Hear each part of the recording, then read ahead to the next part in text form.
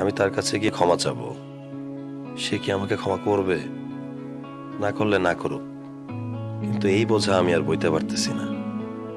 আমি তারা সবকিছু খুলে বলবো, সে আমার যা শাস্তি দেয় মাথা পাইতে নিব, তাতে আমার জেল হোক আর ফাঁসি হোক। ভাবি, আমারও তো চলতে হয়। এই বাড়িটা ছাড়া আমার রুটি রুজির আর কোনো জোগাড় নাই। ভাইজান, আর কয়টা দিন সময় দেন, আমি আপনার সব টাকা পরিশোধ করে দিব। সময় সময় কি আপনাকে কম দিছি ভাবি?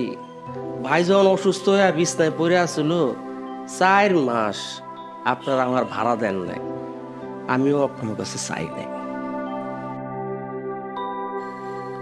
আমরা তো অস্বীকার করতেছি না ভাইজান, আপনি আমাদের অনেক উপকার করছেন।